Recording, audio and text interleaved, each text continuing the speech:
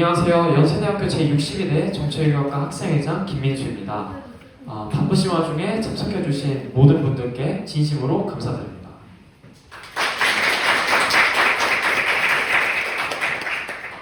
오늘 강연회는 노수석 열사 30주기 추모기간을 맞아 진행하는 강연회입니다. 1996년 등록금 인상 저지와 교육재정 확보를 외치다 희생된 노수석 열사의 정신을 기리고 반값 등록금 운동의 성과와 한계를 돌아보며 오늘날 등록금 문제를 함께 고민하고자 합니다. 최근 등록금 동결기조가 깨진 이후 대학가에서 처음으로 열리는 등록금 관련 강연회인 만큼 본 강연회가 의미 있는 공론장이 되기를 바랍니다. 이어서 본 강연회를 주도적으로 준비해주신 인권연대 국장님께서 진행을 맡아주시겠습니다.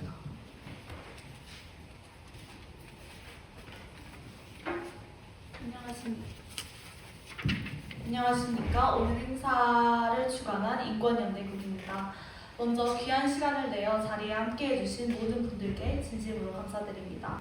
노수석 열사께서는 앞서 말씀해 주신 것처럼 1995년 연세대학교 법학과에 입학하신 이후 대선자금 공개, 그리고 등록금 인상 저지 등의 구호를 외치며 학생운동을 이끌어 오셨습니다.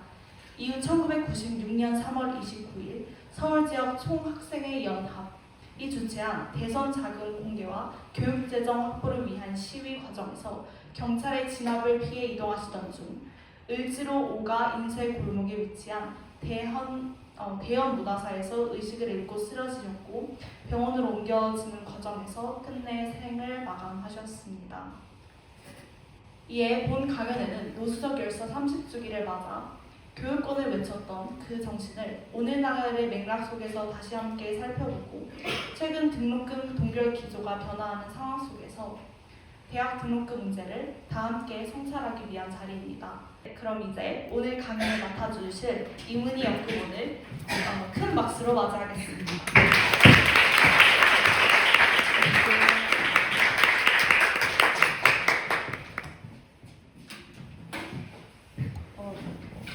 반갑습니다. 저는 소개받은 대학교연구소 연구원 이은희라고 합니다. 만나서 반갑습니다.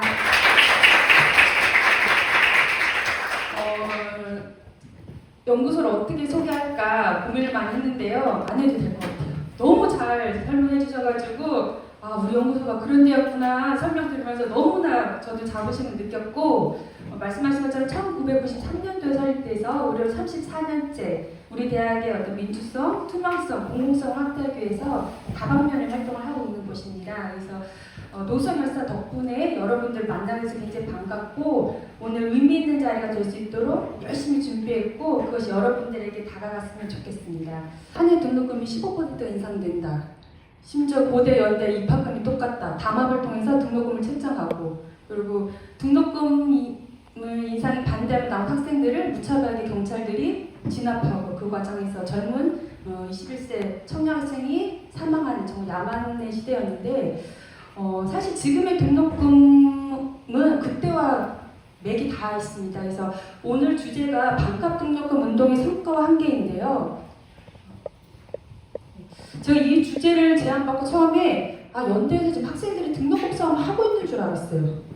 왜냐면 열심히 싸우기 때문에 조금 더 알고 싶어서 반값 등록금 운동에 대해서 알고 싶고 성과 한계를 알고 싶어 했더니 그게 아니더라고요. 그래서 이 어려운 주제를 어떻게 처음 등록금을 고민하는 학생들에 전달할까 고민했는데 딱 강연하고 마치 돌아갔을 때 2가지 정도 생각했으면 좋겠어요.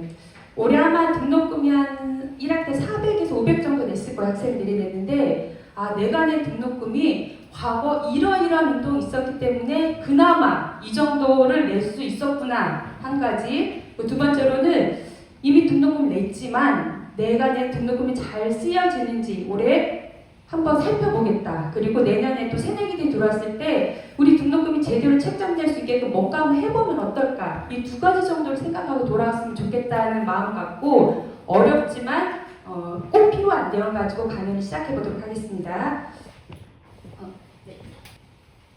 키워드를 보면은 우선은 3가지입니다. 반값 등록금을 보통 등록금이면 대학에서 책정하잖아요. 학생들이 거리로 나왔습니다. 거리로 나왔다는 것은 누구에게 얘기하고 싶어 나온 걸까요? 대학이 아니라 정치권 또 사회에 대해서 얘기를 하고 싶어서 학생들이 거리로 나온 겁니다. 그 두 번째로는 유권자들과 약속이란 말을 합니다. 이건 뭐냐면 그 앞에 무슨 선거가 있었을 거고 거기서 뭔가를 약속했다라는 걸 알 수가 있어요. 그 세 번째로는 모두에게 평등한 반값 등록금을 요구합니다. 누구는 주고 누구는 안 주고가 아니라 모두에게 평등한 반값 등록금. 요 세 가지가 키워드인데요. 다음 장면 한번 보시면 우리가 반값 등록금 운동의 역사를 가장 잘 표현하는 것이 바로 요 표예요. 요 보이십니까? 1990년 이후 등록금 인상률이에요. 이거 저희 연구소에서 만든 건데 올해 등록금이 연세대가 몇 퍼센트 인상됐죠? 혹시 알고 계시나요? 아 여기서 우선 나 새내기다 하시는 분.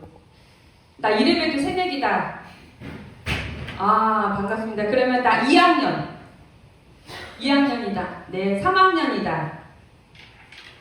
그 이상이다. 네 반갑습니다. 네 그 이상이다인데요. 그 올해 등록금 연세대가 처음 학교에서는 교육부에서 가이드라인을 정한 3.19%를 제안했다가 협상을 통해서 2.6%로 얘기가 최종 정리가 됐어요. 그랬는데 그것도 맞다고 했는데 이때 당시 보면은 1990년도에 10%가 넘어요.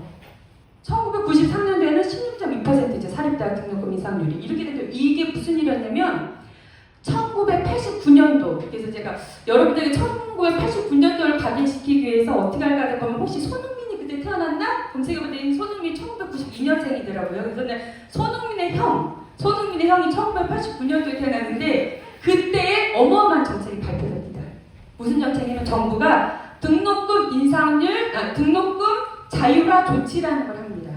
등록금 자율화 조치. 그러면 그 전에는 자율화가 아니었느냐? 그 전에도 우리나라 법에서는 대학 등록금은 총장이 정한다고 해서 대학 자율이었어요.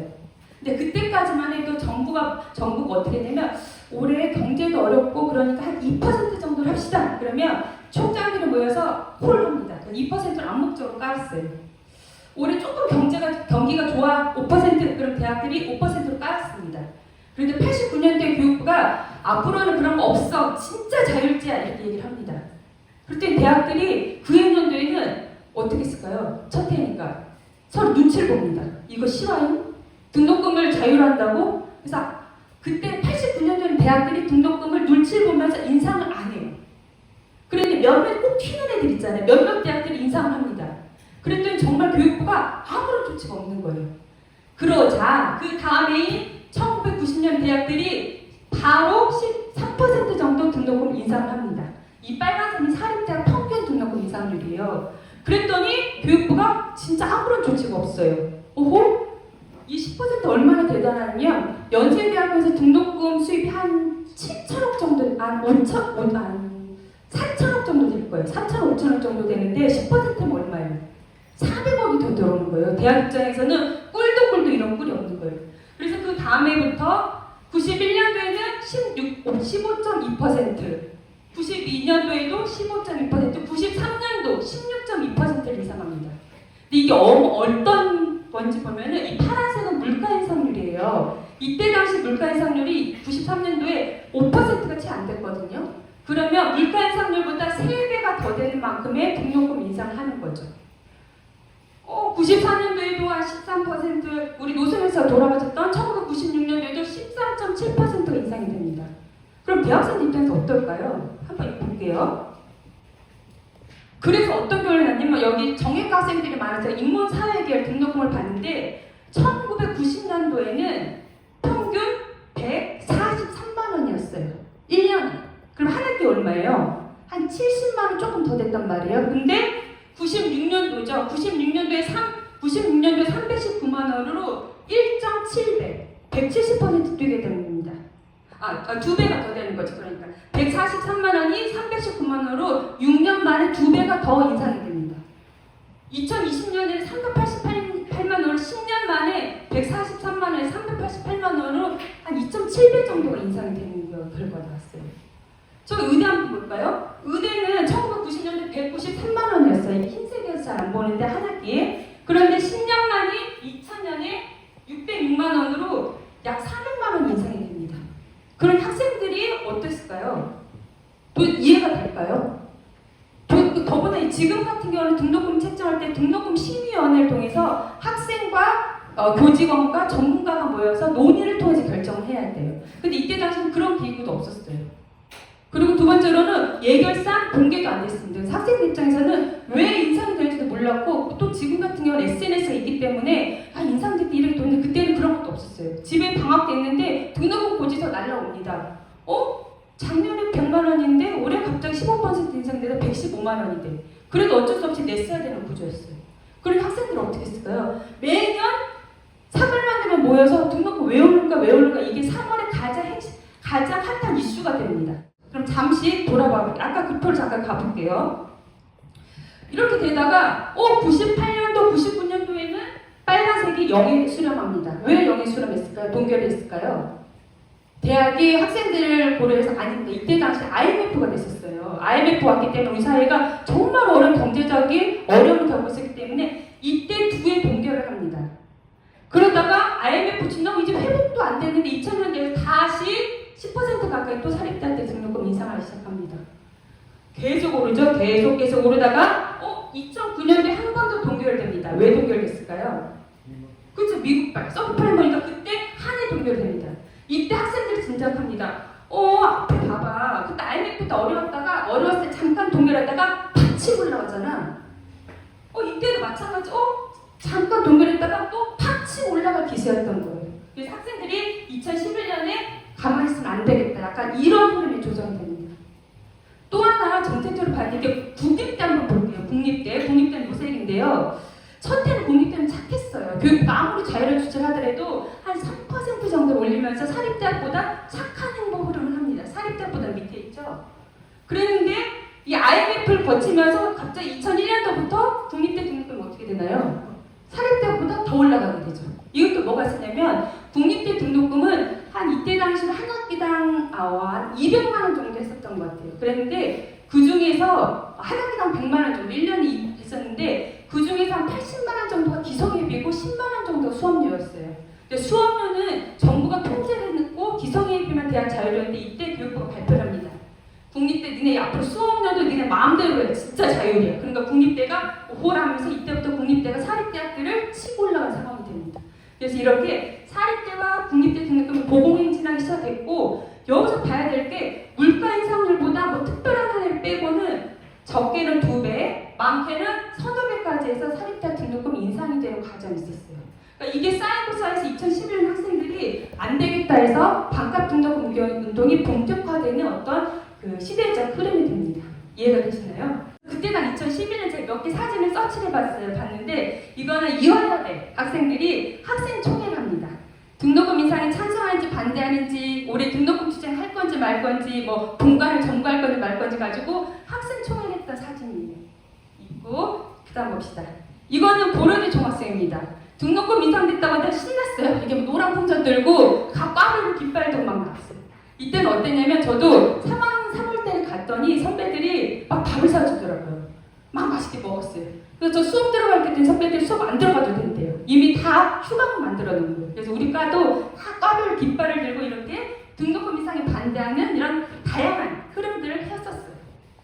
그 다음 또 볼게요. 어떤 학교다 한번 볼게요. 이거는 학생들 모두 삼보일배를 하는 과정입니다. 2011년에 제발 등록금 문제 좀 해결합시다 하고서 학생들이 거리에서 108배 삼보일배를 했었어요.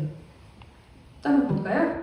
이거는 뭘까 예전에 워낙 등록금이 많이 오르는데 이거를 대중적으로 같이 해야 되면서 했던 여러 가지 방법들이 있어요. 하나 재밌는 것 중에 하나가 그때 당시에 현물납부라는 게 있었어요.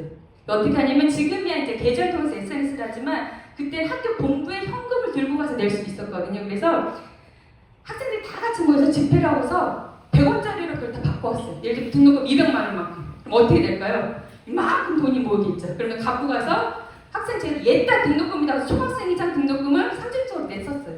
심지어 어떤 학교는 10원짜리로 바꾼 학교들도 있었고 저 며칠 전에 우리 회장 김민수 회장이랑 같이 모여서 사전회의를 하는데 한 선배님 얘기해요. 연세대에서 그 소를 가져왔어요. 소. 이제 여러분들 방학 때문에 농활 가잖아요. 그러면 그 지역에서 그 농민학생 연대활동으로 해서 또 소를 보내셔야 돼요. 그래서 현물납부로 해서 소를 주면서 옛날 우리 등록금이다 이렇게 내게 됐었고 또 뭐 돼지 뭐 닭 등등해서 그때 당시 등록금 흐름을 되게 재미있게 퍼포먼스라고 해서 다양한 운동이 있었거든요. 있는데 이게 대표적인 것 중에 하나인데 그때 연세대에서 소를 갖다가 냈더니만 그 다음에 관리가 안 됐대요. 소도 얼마나 힘들었겠습니까? 그 공기 좋은 시골에 있다가 서울에 왔으니 그래서 소가 시름시름 아파서 아파서 힘들었대 관리해서 그 다음에부터는 이런 식으로 어떤 그 소를 상징하는 왜 예전에 그랬잖아요. 시골에서 농촌에서 막 굉장히 어렵게 살 때 공부는 서울 가서 해야 된다 해서 소 팔아서 대학에 등록금 납부했다는 게 있잖아요. 그래서 서울 대학 등록금 우골탑이라고 많이 표현했었거든요. 그래서 등록금을 상징하는 소가 저 팔아도 등록금 못 내요. 이것을 퍼포먼스 한 거였어요. 그리고 등록금 여기 등록금 돈자루다 여기다 넣어가지고 학생들 퍼포먼스 하는 과정이었습니다. 그래서 어떤 등록금 싸움이라는 게 막 투쟁 막 이런 게 겉으로는 어렵지만 사실상 각각의 학교에서 다양한 퍼포먼스를 가지고 재미있게 새내기들과 함께 했던 어떤 3월의 대학가의 어떤 상징적인 문화 축제 중에 하나였어요. 그래서 3월 등록금 투쟁 어떻게 표현하면 개나리 투쟁이라고도 많이 했어요. 노란 개나리 피는 이런 봄날에 캠퍼스에서 우리 등록금 가지고 싸우는 개나리 투쟁이라는 표현도 많이 했었는데 이렇게 다양하고 재밌는 방식으로 우리 등록금 문제를 해결하기 위한 활동들이 대학가 곳곳에서 진행됐었습니다. 그랬는데 그럼 다시 원점 들어가서 2011년에 제가 반값 등록금이 올라가게 된 직접적인 계기는 그동안 쌓였던 어떤 등록금 인상에 대한 어떤 부당함 이런 게 쌓였었다고 했잖아요. 근데 또 하나 굉장히 직접적인 계기가 또 하나 있었습니다. 그것은 뭐냐면 2006년으로 올라가거든요. 바야흐로 이 시점은 언제냐면은 노무현 정권이었어요. 노무현 정부 때인데 그 앞에 김대중 정부 5년, 노무현 정부 5년에서 10년간 민주당이 정권을 잡고 있었을 때였어요. 그래서 지금 국민의힘의 전신인 한나라당 입장에서는 정권 교체를 반드시 해야 되는 시기였어요. 그럼 정권 교체를 하는데 어떻게 할까? 그래서 대학생들 민심을 좀 잡아보고 우리 교육비 문제를 해결하기 위한 상징적인 방안으로 해서 2006년 지방선거가 있었는데 그때 한나라당이 등록금 부담 반으로 줄이기란 공약을 제시합니다. 이건 그때 당시에 얼마나 센세이션이냐면 두 가지인데 하나는 우리 정책이라는 말 아무리 길게 얘기해도 어려우면 안 들어오잖아요. 근데 등록금 부담 반으로 줄이기? 반값 등록금? 하면서 누구나 다 알게끔 쉬운 용어로 표시한 거예요. 어려운 정책을 아주 쉽게. 그래서 국민들이 반값 등록금 이러면서 굉장히 쉽게 알아들 수 있게 한 슬로건으로 다가왔어요.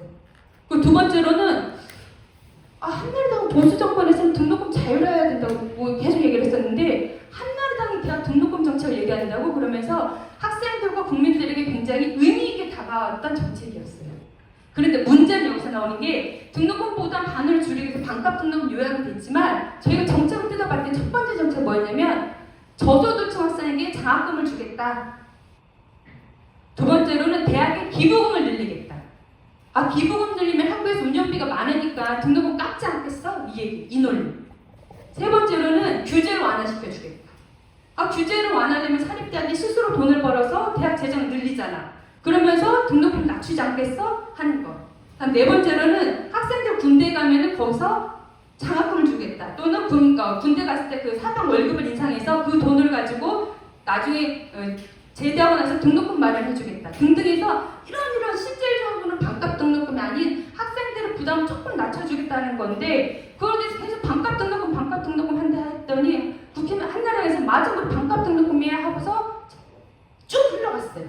그리고 실제 이때 지선에서는 한나라당이 거의 압승을 합니다. 바야흐로 2017년 대선이 됐습니다. 정권 교체할 때 한나라당이 이명박 후보가 맞춤형 국가장학금 제도 구출해서 지선에서 약속했던 것을 대선 공약으로 봅니다. 그리고 압도적인 차이로 민주당과 압도적인 차이로 당선이 됐습니다. 그런데 우리 학생들이나 국민들이 뭘 기다렸어요? 반값 등록금 약속했기 때문에 그걸 정책으로 해야 되는 거잖아요. 2008년도에. 그랬는데 2008년도에 우리 아까 볼까요? 등록금 인상률이 얼마였는지? 2008년도에도 등록금 인상이 됐어요. 2009년도부터 그 서프라임 때문에 인상이 됐지 2008년도에 계속 등록금 인상이 되는 거예요. 그러니까 학생들이 등록금 대선 공약 이행하라고 하면서 계속 이야기를 하기 시작합니다. 근데 정부가 2007년, 2008년에 이명박 대통령이 그런 얘기를 해요. 내 입으로 반값 등록금 이야기한 적 없다. 우리는 등록금 부담 반으로 줄인다고 했어. 장학제도 만든다고 해서 내가 언제 반값 등록금 한다고 해서 내 입으로 얘기한 적 있어? 이렇게 하면서 아니다라고 나가요. 그러더니 국민들 입장에서 뭐라고 해요? 장난하냐? 이런 분위기가 된 거죠. 그러다가 정부가 2008년 첫 해, 2009년 아니면 두 번째 2010년 3년서 됐을 때 발표했던 정책이 등록금 정책을 발표한 게 소득 연계형 학자금 대출 제도입니다. 반값 등록금 기다렸던 국민들에게 소득 연계형 학자금 대출 제도를 발표해요. 이거는 뭐냐면요. 지금도 여러분들이 이제 그 정부로부터 학자금 대출 받는 제도 두 가지가 있어요. 하나는 뭐냐면 대출 받고 바로 이자를 납부하는 일반 대출이 있어요. 그리고 두 번째로는 우선 받은 다음에 나중에 내가 졸업해서 소득이 생기면 그 이자를 갚게 되는 그 취업부 상환제가 있거든요. 두 가지인데 이때까지만 해도 취업부 상환제가 없었어요. 그래서 문제는 내가 첫째 등록금을 400만 원을 대출 받았어. 그러면 그 다음 달부터 이제 이자를 납부해야 되는 거예요. 근데 그때 당시 이자율이 얼마인지 볼까요? 2009년 2학기 때 학생대출 이자율이 5.8%였어요.